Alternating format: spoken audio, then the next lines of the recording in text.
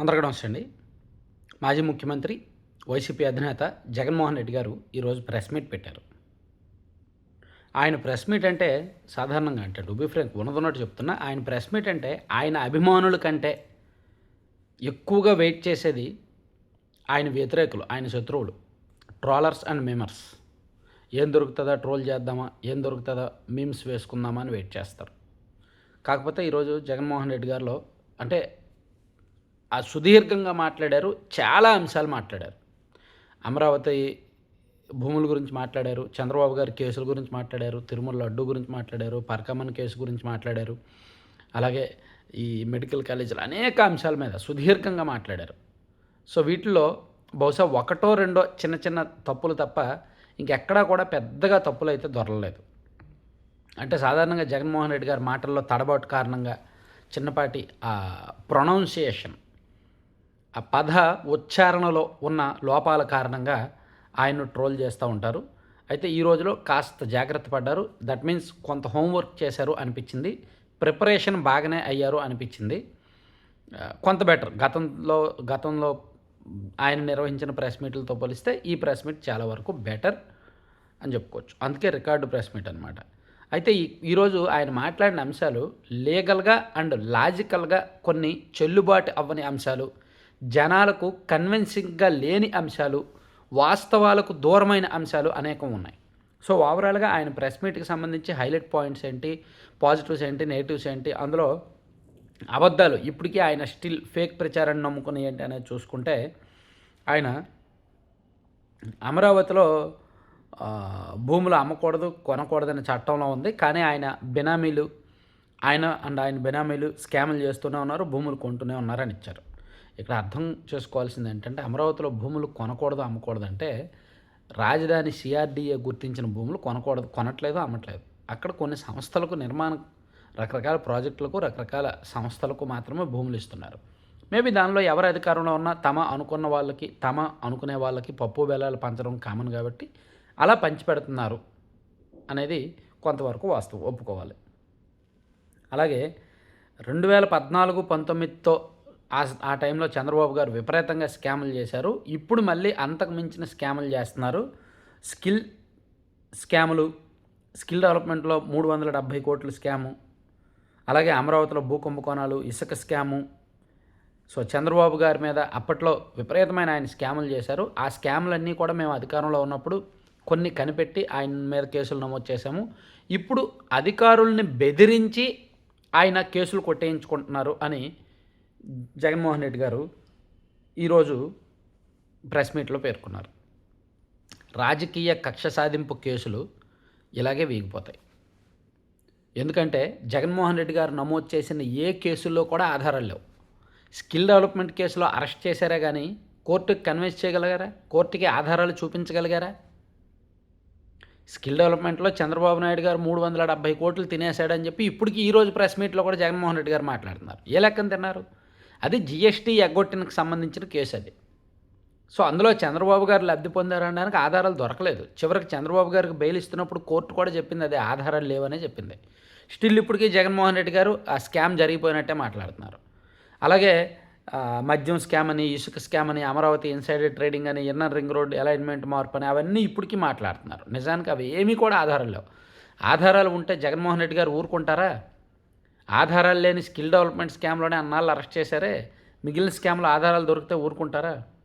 ఆధారాలు ఏమాత్రం దొరికినా ఊరుకుంటారా? జస్ట్ ఒక 2-3% వేరే కంపెనీలు జిఎస్టీలు ఎగ్గొట్టడానికి సంబంధించిన ఆధారాలు దొరికిన దానిలోనే చంద్రబాబు గారిని అరెస్ట్ చేశారు, ఆయన ప్రమేయం లేకపోయినప్పటికీ.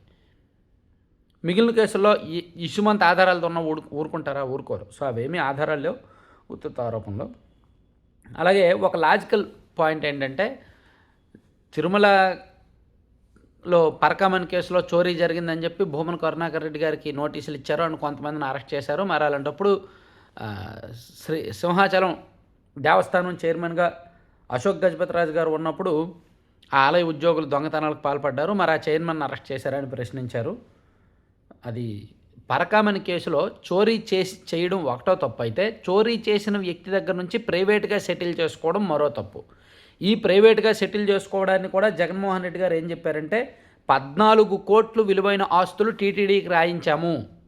అది మా హయాంలో జరిగింది. మేమే దొంగను పట్టుకున్నాం. ఆయన కొన్ని ఏళ్ల తరబడి దొంగతనం చేస్తున్నాడు. కానీ మా హయాంలో దొంగ దొరికాడు. మేము పట్టుకున్నాం.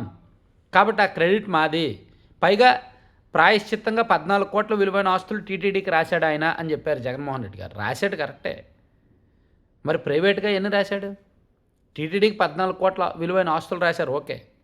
ప్రైవేట్గా వైసీపీకి సంబంధించిన నాయకులకు వారి బినామీలకి ఎన్ని రాశాడు? అది కదా ఇక్కడ పాయింట్. అది మాట్లాడాల ఆయన. అక్కడ కొన్ని టీటీడీకి రాయించుకొని ఆ పేరుతో ప్రైవేట్ సెటిల్మెంట్ పేరుతో కొన్ని వీళ్ళు రాయించుకున్నారు అప్పుడు అధికారంలో ఉన్నవాళ్ళు. అది ఇక్కడ కేసు. సో అది సగం చెప్పారు జగన్మోహన్ రెడ్డి గారు. అలాగే మరో విడ్డూరమైన అంశం ఏంటంటే వైవి సుబ్బారెడ్డి గారి పిఏ చిన్నప్పన్న అసలు వైసీపీ వ్యక్తి కాదు, అతను తెలుగుదేశం పార్టీ మనిషి, ఎంపీ వేమిరెడ్డి దగ్గర అనుచరుడు అని చెప్పారు. ఏపీ భవన్ ఉద్యోగి అని చెప్పారు. నిజానికి ఎంపీ వేమిరెడ్డి గారికి చిన్నప్పన్నకి సంబంధం లేదు. చిన్నప్పన్న విజయనగరం జిల్లాకు చెందిన వాసి. విజయనగరం జిల్లా మేబీ ఆ గజపతి నగరము విజయనగరం ఎక్కడో ఉంటాడు ఆయన, ఆ కుర్రాడు. అతనికి ఏపీ భవన్లో ఉద్యోగం వచ్చింది. ఈయన వైవి సుబ్బారెడ్డి గారు ఉత్తరాంధ్ర ఇన్ఛార్జిగా కొన్నాళ్ళు ఉన్నారు. మీకు గుర్తుంది కదా, 2020-21 ఆ టైంలో వైవి సుబ్బారెడ్డి గారు ఉత్తరాంధ్ర ఇన్ఛార్జిగా ఉన్నారు. చిన్నప్పటికి మొదటి నుంచి ఏపీ భవన్లో ఉద్యోగి అయినప్పటికీ ఆయనకు వైసీపీ అంటే అభిమానం కావడం, ప్లస్ ఈ వైసీపీకి సంబంధించిన కొంతమంది ఎంపీలు తరచూ ఢిల్లీ వెళ్ళి వస్తుండటంతో చిన్నప్పటికి కూడా పరిచయాలు ఏర్పడ్డాయి.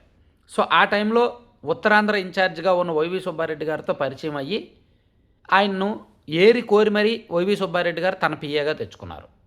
అప్పటి వరకు వైవి సుబ్బారెడ్డి గారి పిఏగా ఉన్న కాంతారెడ్డి అనే వ్యక్తిని తన హోమ్ డిపార్ట్మెంట్కి పంపించేసి చిన్నప్పని పిఏగా తెచ్చుకున్నారు. నిజమా కాదా? కావాలంటే వైవి సుబ్బారెడ్డి గారు అనుచరులు అందరికీ తెలుసు. 2021 వరకు వైవి సుబ్బారెడ్డి గారి పిఏ కాంతారెడ్డి, 2014 నుంచి 2021 వరకు కాంతారెడ్డి. కానీ ఆ తర్వాత కాంతారెడ్డి గారిని పక్కకు తప్పించి ఆయన హోమ్ డిపార్ట్మెంట్కి పంపించేసి ఆయన మీద ఏవో ఆరోపణలు వచ్చాయని చిన్నప్పని తీసుకొచ్చారు. ఈయన అంతకు మించిన ఆరోపణలు ఎదుర్కొంటున్నాడు. ఇప్పుడు చివరికి ఇతను మా వ్యక్తే కాదు, ఇతను వైసీపీ టీడీపీకి సంబంధించిన వ్యక్తే అంటున్నారు. ఇది అబద్ధం. జగన్మోహన్ రెడ్డి గారు ఈరోజు ప్రెస్ మీట్లో మాట్లాడిన అబద్ధం. అలాగే దేవుడిని కూడా రాజకీయాల్లోకి లాగుతున్నారు, భయము భక్తి లేకుండా మాట్లాడుతున్నారు. నెయ్యిలో జంతువుల కొవ్వు కలిసిందని లడ్డూలు తయారు చేస్తారని ఆరోపణలు చేశారు. ఆ నెయ్యితో లడ్డూలు తయారయ్యాయని భక్తులు తిన్నారని ఆధారాలు ఉన్నాయా? తిరుమలకు వచ్చే ఏ ట్యాంకర్ అయినా సరే గుర్తింపు సర్టిఫికేట్తోనే రావాలి. సర్టిఫికేట్ మాత్రమే కాదు, టీటీడీ ల్యాబుల పరీక్షల్లోనూ నెగ్గాలి. మా హయాంలో 18 సార్లు వెనక్కి పంపించాము. అంత పకడ్బందీగా ప్రోటోకాల్ ఉన్నప్పుడు తప్పేలా జరుగుతుంది. బాబు గారు చంద్రబాబు వచ్చాక కూడా జూలైలో 4 ట్యాంకర్లు వెనక్కి పంపారు. సో అలా వెనక్కి పంపించిన దాన్ని మళ్ళీ ఆగస్టులో మళ్ళీ అవే ట్యాంకర్లు తీసుకొచ్చారు. అంటే తప్పు ఎక్కడ జరుగుతుంది అని మాట్లాడుతూ 320 రూపాయలు కిలో నెయ్యి కొంటేనే తక్కువ రేటు కిలో, నిజంగా ప్యూర్ నెయ్యి అయితే 3000 ఉంటుంది, 1500 ఉంటుంది, 1000 రూపాయలు ఉంటుంది అని ఈనాడులో రాశారు.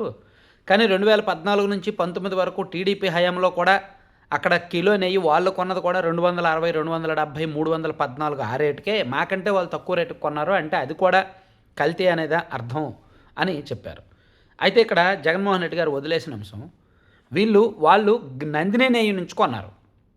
చంద్రబాబు నాయుడు గారు గతంలో 2014 నుంచి 19 వరకు అధికారంలో ఉన్నప్పుడు ఎంత తక్కువ రేటు కొన్నా నందిని నెయ్యి నుంచి కొన్నారు, నందిని డైరీ నుంచి. నందిని డైరీ అనేది సౌత్ ఇండియాలో నెంబర్ 1 బెస్ట్. కర్ణాటకలో ఎవరిని అడిగినా చెప్తారు నందిని డైరీ బెస్ట్ అనమాట. అక్కడ నెయ్యి బాగుంటుంది కాబట్టి అక్కడ నుంచి కొన్నారు.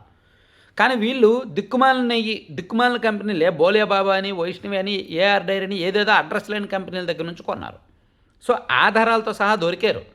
నందిని వాళ్ళ దగ్గర నుంచి నెయ్యి కొంటున్నప్పుడు వాళ్ళు రైతుల దగ్గర నుంచి కర్ణాటక రాష్ట్ర వ్యాప్తంగా రోజుకి దాదాపుగా 18 లక్షల మంది రైతుల దగ్గర నుంచి నందిని వాళ్ళు పాలు సేకరిస్తారు. మరి బోలేబాబా డైరీ ఎంతమంది రైతుల దగ్గర నుంచి పాలు సేకరిస్తుంది జగన్మోహన్ రెడ్డి గారు చెప్పగలరా? ఓకే, చంద్రబాబు నాయుడు గారు తక్కువ రేటుకు కొన్నారు, ఓకే. సో వాళ్ళు నందిని నెయ్యి నుంచి కొన్నారు. కానీ వీళ్ళు బోలేబాబా నుంచి కొన్నారు. నందిని నెయ్యి రోజు లక్షలాది మంది రైతుల దగ్గర నుంచి పాలు సేకరిస్తారు. మరి బోలేబాబా ఎవరి దగ్గర నుంచి పాలు సేకరిస్తారు? వాళ్ళు దేంతో నెయ్యి తయారు చేశారు? సో అది మాట్లాడాలి. అంటే ఇక్కడ తనకు కావాల్సిన అంశాలు మాత్రమే సగం మాట్లాడి అలా టచ్ చేసి వెళ్ళిపోయారు.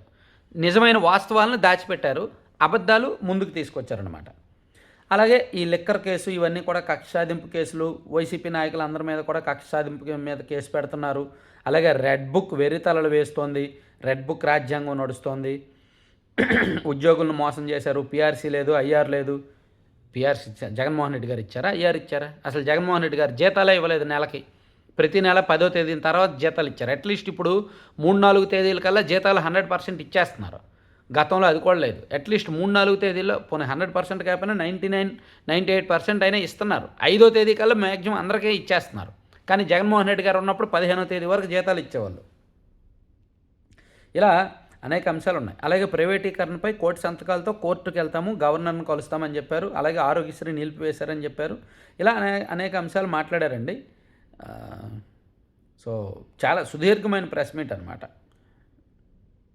రైతులకు సంబంధించిన గిట్టుబాటు ధరల గురించి ఇలా అనేక అంశాలు మాట్లాడుతూ వచ్చారనమాట. సో ఇందులో చాలా వరకు అబద్ధాలు ఉన్నాయి అండ్ ఆయన వదిలేసిన పచ్చి నిజాలు కూడా ఉన్నాయి. అవన్నీ నేను అనలైజ్ చేసే ప్రయత్నం చేశాను. కంటెంట్ చివరి వరకు చూసిన ప్రతి ఒక్కరికి ధన్యవాదాలు.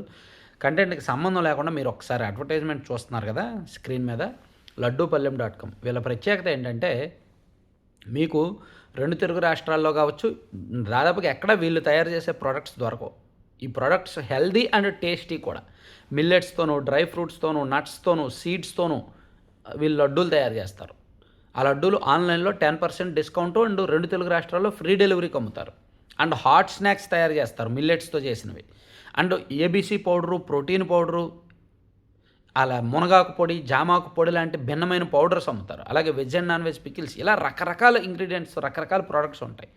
2 తెలుగు రాష్ట్రాల్లో ఫ్రీ డెలివరీ అండ్ 10% డిస్కౌంట్, అందరికీ కూడా 10% డిస్కౌంట్. కావాల్సిన వాళ్ళు లడ్డూపల్లెం.com సైట్ విజిట్ చేసి బుక్ చేయండి. లేదా 9997839994 నెంబర్కి వాట్సాప్లో మీకు కావాల్సింది ఆర్డర్ చేసుకోండి. Thank you very much.